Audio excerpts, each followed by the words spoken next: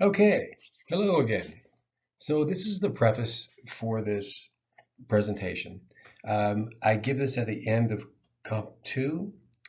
It's a way to think about the Rogerian structure and how to get to that consensus to the benefits for everyone concerned um, using thesis, antithesis, and synthesis. Now, just as a short review, in case you don't know about what these terms mean, coffee in hand, ready for this. Um, So thesis would be anything that one would put forward as a truth, right? Oh, hopefully you have some backing, thinking of Toman, um, have some backing, some kind of proof, some data to back up your claim, hopefully. But on the other side of that would be the antithesis or antithesis, and then which would be the opposite, anti, it's right there in the word. And then a synthesis, which would use the best parts of both of those previous arguments to create something new and original. And creating something new and original is really why I teach the Rogerian structure. I mean, it's nice to put the other side first.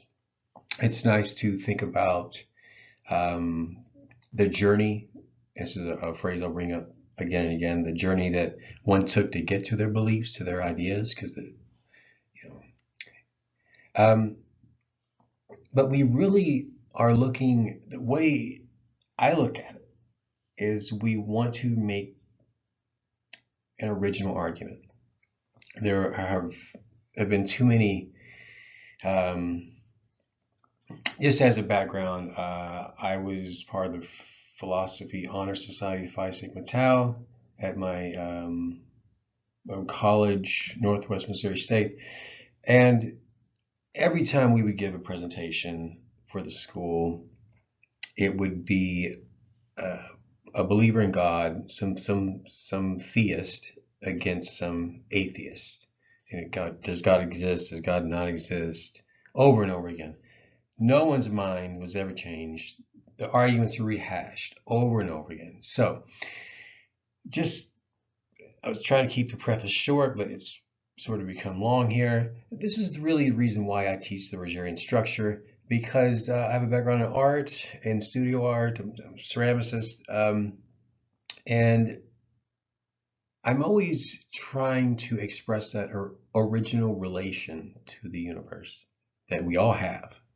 Um, but with that said, how do we get there? Using thesis, antithesis, and synthesis. How do we get there using arguments that are already in the culture, already in the conversation, and use the best parts of that?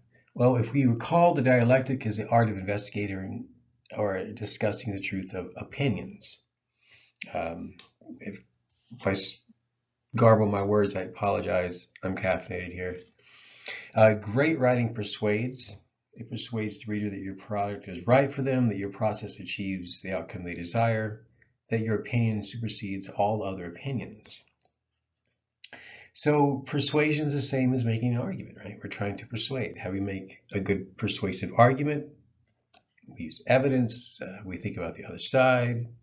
Gives us a sense of ethos in our writing, in our thinking, conversations. So persuasive or argumentative communication is a timeless challenge with an ancient solution. Zeno of Elea cracked it in the 5th century. Hegel gave it a lick of paint in the 1800s. You can apply it to your writing in 3 simple steps: thesis, antithesis, and synthesis.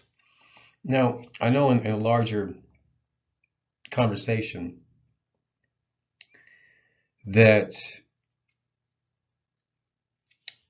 this was really that thesis, antithesis, and synthesis is really a construct of Fichte.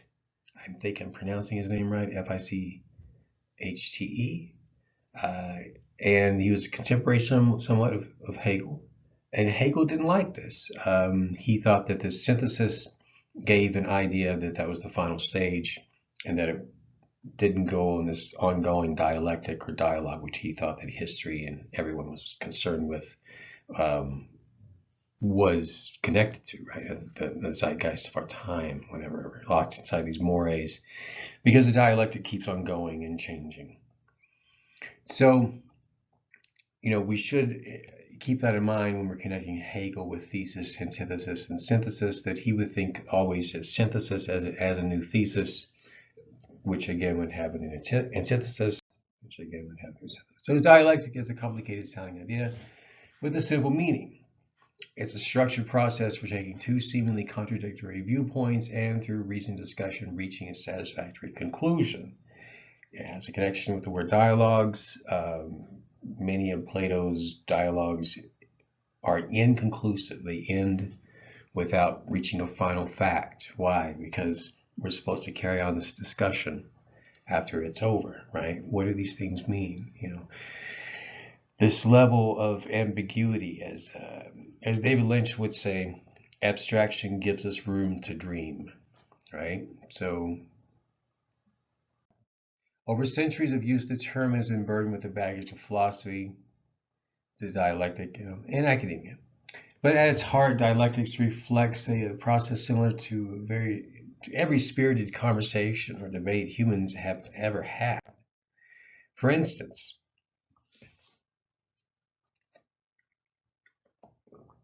person A presents an idea to travel to the eastern waterhole. Person B disagrees. It's counter-argument, the antithesis. I saw wolf prints on the eastern trails, so we should go to the western waterhole instead. Person A responds to the counter-argument. Maybe a synthesis we could think of. I saw the same wolf prints, but our party largely is large enough that the wolves won't risk an attack. Person B responds in a similar vein. Ordinarily, it would be true. Half our party had dysentery last week, so we're not at full strength. And person A responds, they get dysentery from drinking at the western waterhole. You see. So this process continues until conversational bedrock is reached. An idea that both parties understand and agree to, helped by the fact that they've been part of the process that shaped it. Now, why is it that being part of the process helps us to believe something like this, helps us to achieve this conversational bedrock and also be in full belief with it? Well, it's because by becoming part of this truth, by shaping it, we connect it with identity and argue for it as much as we do our identities. We are process, not substance, as Alfred North Whitehead would note. So with the dialectic, we keep our identities while also keeping our truths, our values, our cultural myths, etc. We are process instead of substance. This is an age-old idea. The process philosophers go back as far as Heraclitus. You could call Buddha, saying everything is change, all is change, as being part of the process philosophy as well. And what it basically means is that things are actually a verb and not a noun. Things are always moving in a process, and we're just that little snapshot of what we call reality. It just seems like, like it's stable when actually it's in motion.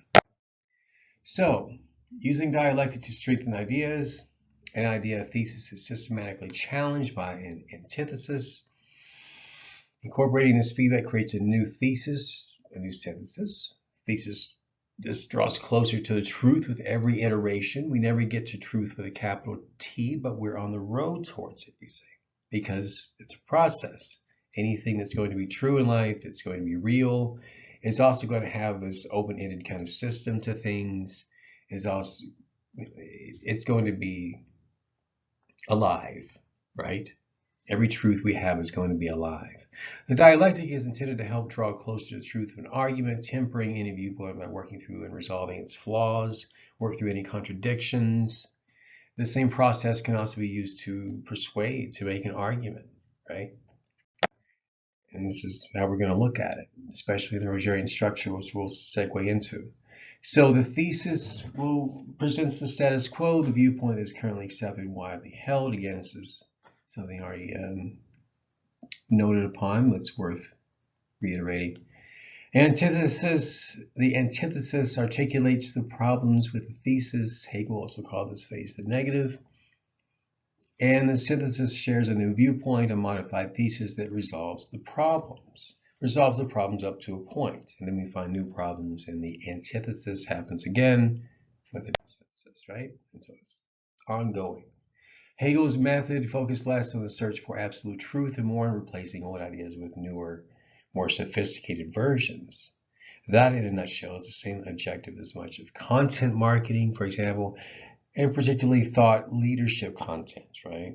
We're trying to work with a group and lead a group in some way, and we're picking the best parts of their ideas out to make a sort of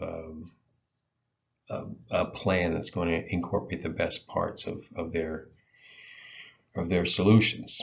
So we're persuading the reader that our product or processes and ideas are better and more useful than the old way of doing things. So thesis, antithesis, synthesis is a persuasive writing structure because it, one, reduces complex arguments to a simple three-act structure. Complicated, nuanced arguments are simplified into a clear, concise format that anyone can follow. This simplification reflects well on the author. It takes mastery of a topic to explain it in its simplest terms.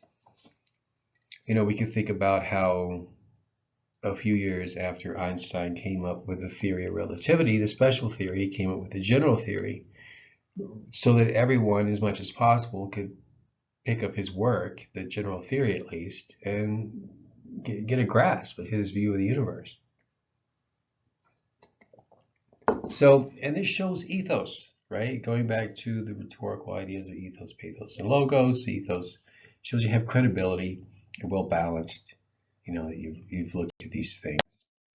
So TAS, or thesis, antithesis, and synthesis, also presents a balanced argument by still manning the best objection.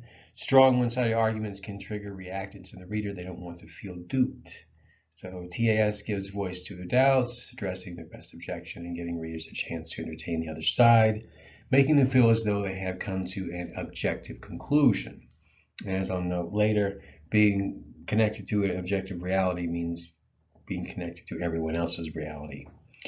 It also creates a sense of inevitability, like a story building to a satisfying conclusion, although we shouldn't think of the synthesis as ending at all the argument or the debate or the conversation. It's continuing it at a different fractal, right? It's the subsequent chapter, right? So it's essays written with thesis, antithesis, and synthesis take the reader on a structured logical journey that culminates in precisely the viewpoint we wish to advocate for. Doubts are voiced, ideas challenged, and the conclusion reached feels more valid and concrete as a result. Persuasion isn't about cajoling or coercing the reader. Statistics and anecdotes alone aren't all that persuasive. If we remember what an anecdote is, it's something that's like a story that draws a person in, usually a personal, an anecdote works, something like that. Simply sharing a new idea and hoping it would trigger an about turn the reader's beliefs is wishful thinking. Instead, we should take the reader on a journey. Again, the idea of the journey, the same journey you traveled to arrive at your beliefs. So we should take that journey with their beliefs as well. We synthesize our experiences every day. And whenever you report to a friend the things several other friends have said about a film, a CD, or an album, I know that the phrase CD may be outdated, you engage in synthesis, right? People synthesize information naturally to help others see the connections between things they learn. So what synthesis isn't? Synthesis is related to, but not the same as classification, division, or comparison and contrast. Comparison and contrast, by the way, is something I teach in Comp 1 when we're talking about literary analysis. That's a pretty easy way to come up with an analysis right there is comparison and contrast. But this is not a synthesis. So what is it? Instead of attending to categories or finding similarities and differences, Synthesizing sources is a matter of pulling them together to some kind of harmony. Synthesis searches for links between materials for the purpose of constructing a thesis or theory. Synthesis is a great way to think about the Rogerian consensus, right? The end of that Rogerian structure, the end of that essay, is creating a solution by adding something new. And that's the way we should think about and look at the problems in society, the problems with communication. We need a renaissance, some kind of revolution in communication, in just the simple act of speech acts towards each other, political divides, religious divides.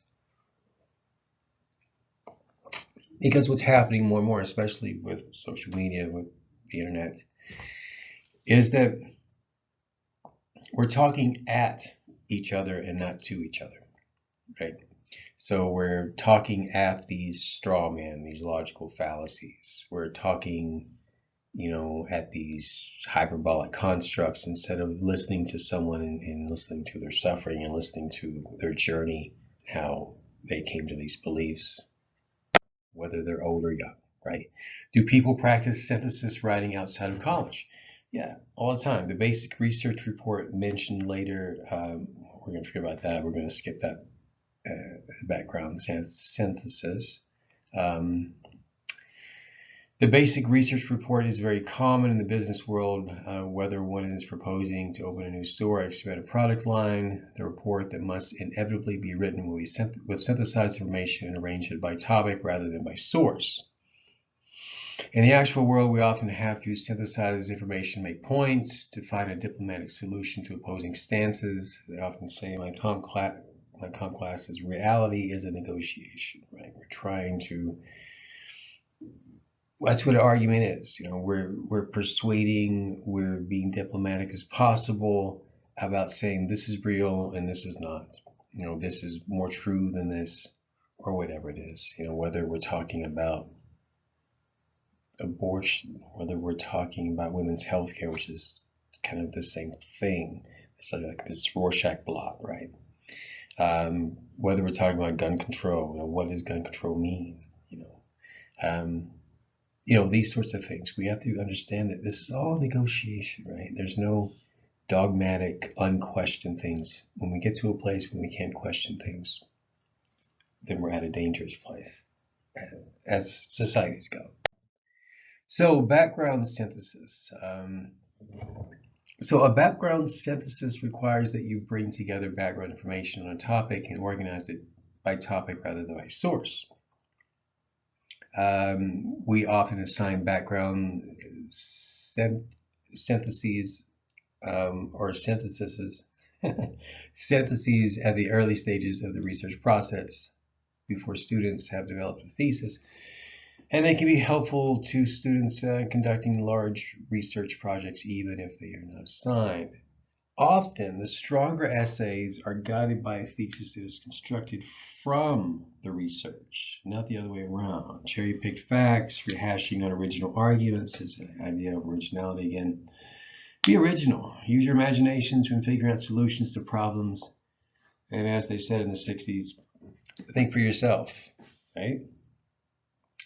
So we are in the process of synthesizing information. We are synthesis. We are process. We are synthesis, right? We're doing this all the time as thinkers. So trying to get us to think about this in terms of writing. So our research paper is a synthesis. A synthesis. I can say this correctly. All research papers are also synthesis papers in that they combine information in ways that help readers to understand the information and the topic in question in a new way. So, just as a review here, short review, let's say you're using the Rogerian structure, the Rogerian argument, and the issue is you are pro homeschooling, so the issue is homeschooling and you happen to be on the pro side of it. The introduction would be pretty objective, right? You would indicate your intent to find a compromise. You look at this as a problem you wish to solve, outline both sides of the argument, what opponents believe, what proponents believe, What are their concerns? What do they think is at stake here? What do they think is in danger here? A good way to find middle ground is to connect emotionally. We all can understand we want the best education for our children, for instance, that kind of thing. So going on with this example, side A, you show a deep understanding of the positions of those who are opposed to homeschooling. So you research it, you go on their journey to find their beliefs, and then you present your side. And again, you have a lot of research, especially when you're researching the other side. It's easy to research your own, but real work in this archaeological sort of dig of ideas here is to show that you've done the work and you've looked at their concerns. And that's where a lot of research would go. And then you would present your side, your research. You would have a bridge of some kind. You build a bridge to compromise between the two sides. What can both sides agree on? Both sides want the best education possible for their students, for their children. The compromise could be something like the state can ensure that parents who want to homeschool can do so, while it also ensures that homeschooled students receive a high quality education in a safe environment with information and access to standardized testing. Maybe we could even add to that and say that the people who are educating their children, the parents, for instance, would have at least a high school diploma, right? I think that's reasonable to ask as well in this example. But that would be the Rogerian structure. So when we're thinking about the Tolman model, let's try to think of this as the traditional way to argue. I have a couple of examples here. So in the traditional way of arguing, we have an adversarial tone. In the Rogerian model, we have a non-confrontational, collegial, friendly tone. In the traditional model, we have, although concessions may be made, arguments are mostly based on refuting them, refutation. The Rogerian structure respects others' views and allows for more than one truth.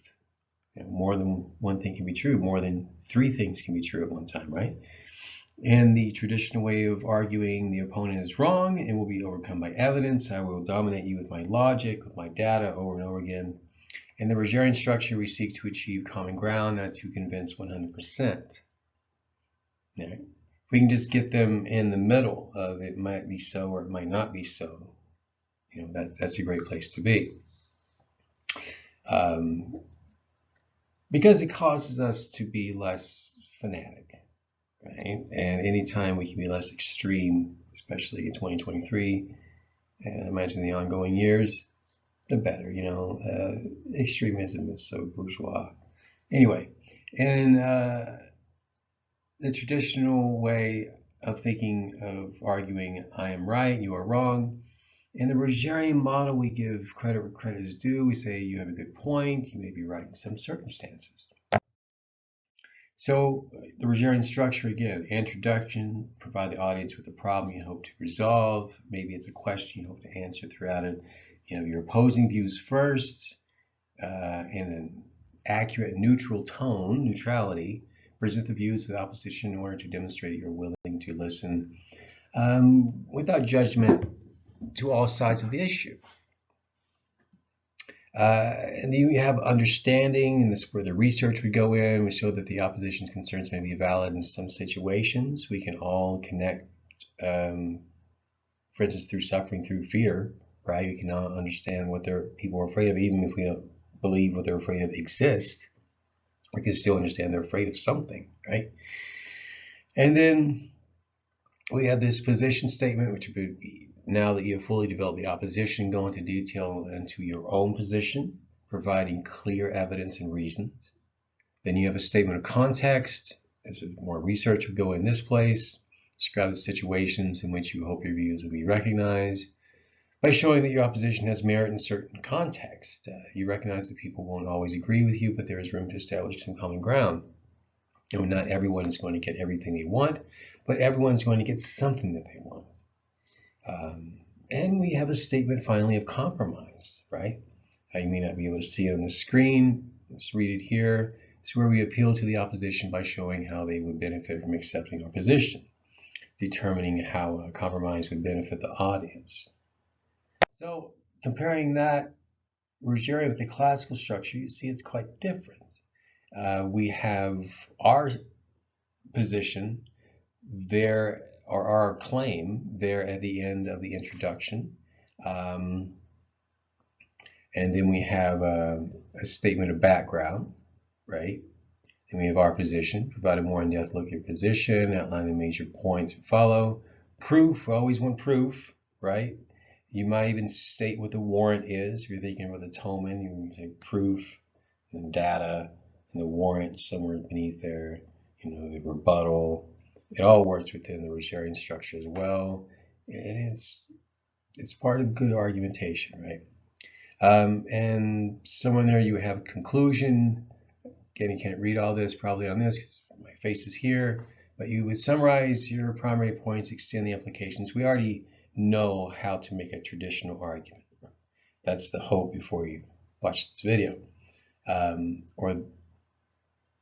then by the time we get to the end of this impromptu, if you're taking my class, you have an idea if you've been attending class at least. The Rogerian model is non-confrontational in methods. Authors do not have an opponent. You have an audience.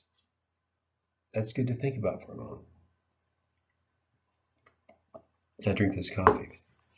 So instead of an opponent that you're trying to beat down somehow, in a verbal way, through your logic, your logic is irrefutable, that kind of thing. Instead of that, confrontational, use the word again, bourgeois way of going about this, we see an argument for what it is. In a college setting, an argument is an invitation to a discussion. An invitation to a discussion. So you think about the audience. The audience is part of the rhetorical situation, along with stance and tone, other fun things like that, and methods of persuasion. You have audience as well, right? And this is who you want people to be able to pick up your Rogerian structure paper, your essay, and anyone can read it. And it would be so neutral, but yet so well researched that it keeps people reading it. And until they get to your position and to your solution, because you have to think about this, if you're really going to make any significant change, is that we can add to this discussion and we can modify it and we can fix something, right? It's as simple as that. It's humanistic to think this way, right? And there's like thousands of years of proof that humanism hasn't done too bad. They gave us philosophy and science, gave us the humanities and things like this. The liberal arts that set you free. So in addition, you're not constructing an opinionated true argument, but rather establishing a discussion, right? Or think of an argument as a discussion. This model builds bridges between two parties, acts as a mediator rather than combatants. The Rogerian discussions aim toward compromise between two opposing views. Likewise, you seek validity in the audience's views. Heavy research is necessary to present both sides. It's important to clarify that the first part of an essay should include a hook, problem, background information, a question you are trying to answer. With the Rogerian structure, we would not state our own stance on the topic until more than halfway through the essay. This will build a sense of fairness and trust with the reader, establishing ethos. If we don't trust the speaker or the author, all credibility will be lost, and so will the message. I saw a recent TED Talk. A lady who had been teaching for a number of years, like 50 or 60 years. She made this great point to a fellow educator. She said that children will not learn from people they don't like. And I think that's very true. I think also as we get older, late teens, early 20s, we can run into teachers that we may not like, but we still learn from. And all I guess I'm trying to say here is that it is a heck of a lot easier to believe someone if you don't think they're against you somehow. If you're trying to impart information to them, if you're trying to share knowledge, you know, um, it's the message can be lost if they don't feel like you have the best interest at mind or at heart. So this goes into goodwill. So goodwill is crucial to the success of the Rogerian argument, right? Um, Moreover, as part of the writer's commitment to expressing the reader's perspective on the problem, the writer acknowledges the circumstances and context in which the reader's position or perspective is valid, right? We try to make the team as large as possible, so that they will hear our solution, right? If we try to be as inclusive as possible, right? When we're thinking about these ideas, especially politically and culturally. So excellence is never an accident. It is always the result of high intention, sincere effort, and intelligent execution, and represents the wise choice of many alternatives. Choice, not chance, determines your destiny. So even though Oedipus, if you remember the story, is a story about fate and how one can't escape fate, Aristotle is going to be different in his thinking, right? He's going to say it's our choices. It's not chance. It's not something we're thrown into, but it's our choice that determines the destiny. The destiny, in a sense, is something that we come and meet halfway. And what does this have to do with Rogerian structure and with thesis, antithesis, and synthesis? Is that we can achieve this excellence if we keep this goodwill flourishing, right?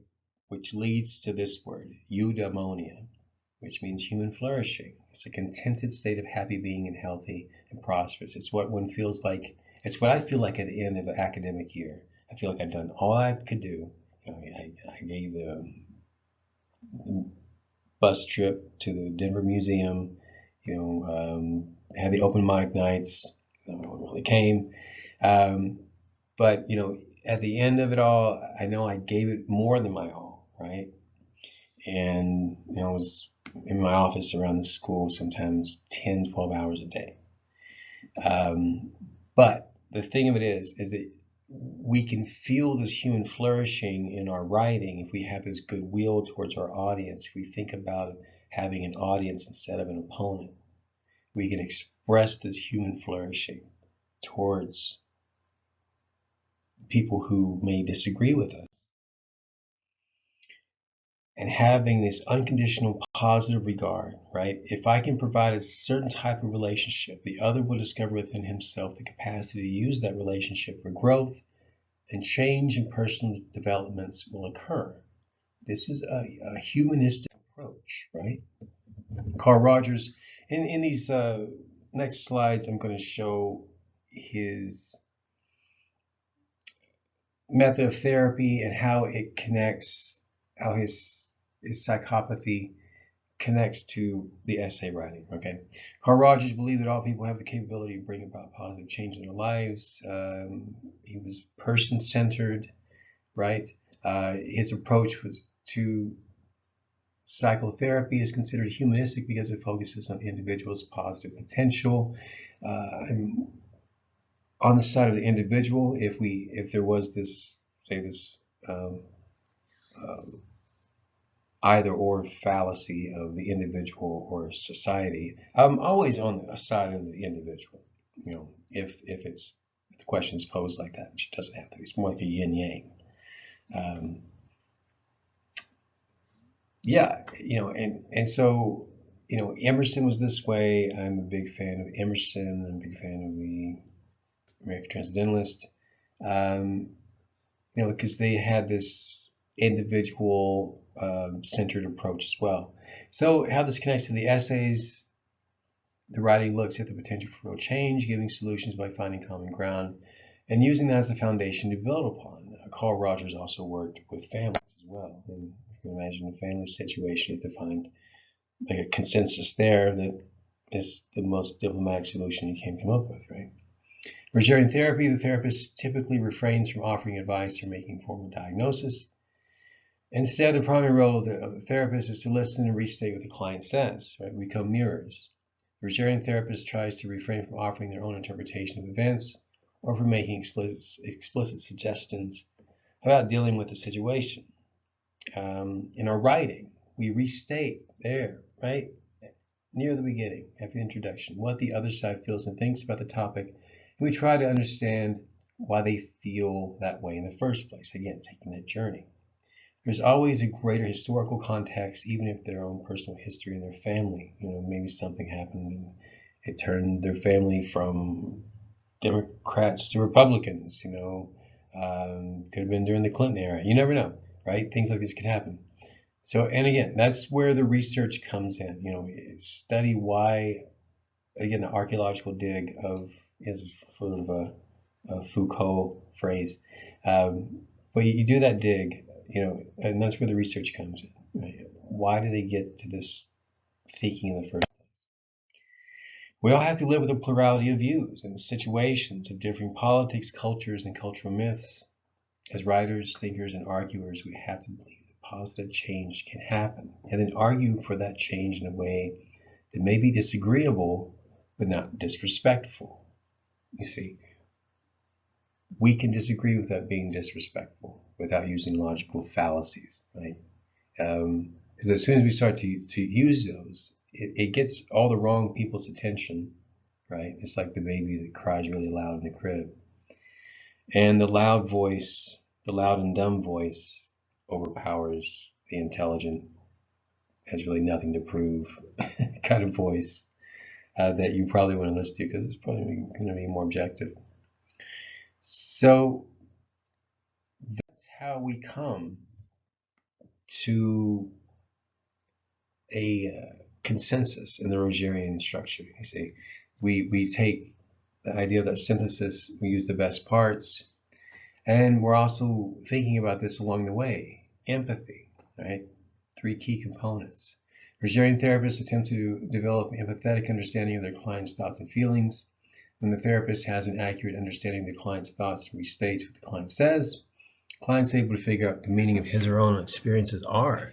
We have to get those things outside of ourselves. Once we can put something into a formula, once we can put it into a form, that's a Platonistic idea, then we can live with it. And there's also this idea of empathy, this idea of sharing our thoughts and feelings with others. The paradox of knowing oneself is that we can only know ourselves through other people. We never know ourselves alone without these mirrors, because that's what people really are, and we're mirrors for them. And not just that, not to reduce it, but in this context, it's good to bring up.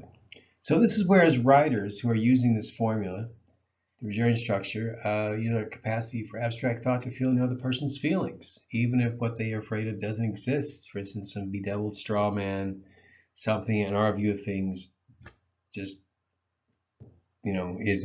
doesn't exist. We have to keep that in mind, and it goes back to the idea that reality is negotiated in and out of the existence. Certain things are. So congruence is a big one for the Rogerian therapists, right? They strive for congruence, that is being self-aware and genuine and authentic in their interactions. And when we're in incongruence, that's when we're in a situation like the emperor wears new clothes, or sorry, what's the name of that story? The Emperor's New Clothes, right? We're in a situation like that where we have this self-esteem that's way too high, or this idea of ourself. We have to bring up the idea of self-esteem, but this ideal self that's really high up, so high up that we're surrounded by all these yes men and yes people, or our self-esteem is really too far down, and we think of ourselves as lower than we should. There's incongruence both ways. So that's why we look for research that doesn't have an agenda. Connecting back to the writing, it's our connection with the objective world of facts that keeps us genuine. I think that's important, right? As someone with a philosophy background, art background. We want a genuine relation to the world, to the universe. So, unconditional positive regard. Rogerian therapists show compassion and acceptance towards a client. The therapist should strive to be non-judgmental and accept the client non-contingently. In other words, their acceptance of the client doesn't depend on what the client says or does. We should have unconditional positive regard towards all of our students. I try for every semester. Some more successful than others, no matter if the person is sitting there and plagiarizing, no matter if the person is sitting there and playing with their phone, whatever it is. I still have unconditional positive regard for them. You know, if they're putting in 80, 60% effort sometimes, effort counts for a lot, right? So this is where as citizens who can be mired in political or religious absolutism, in case you're not familiar with that term, comes about from the medieval era where it's just this dogmatic, unquestionable thing, whether it's political, religious, or otherwise. Um, Again, this can be problematic. You know, we have to, as college thinkers, as critical thinkers, and engaged citizens, wish the best for those we disagree with, even if they are at the polar opposite where we find ourselves. Not say wish the best for it, not if they're trying to hurt somebody or themselves, perhaps. Don't wish the best for them then. But as a whole, right? Um, and that's where we find ourselves. And that is a review of what we've been looking at all through Comp 2. And that's how we can look at the thesis, antithesis, and synthesis in a way that is in congruence with the Rogerian structure. Thanks.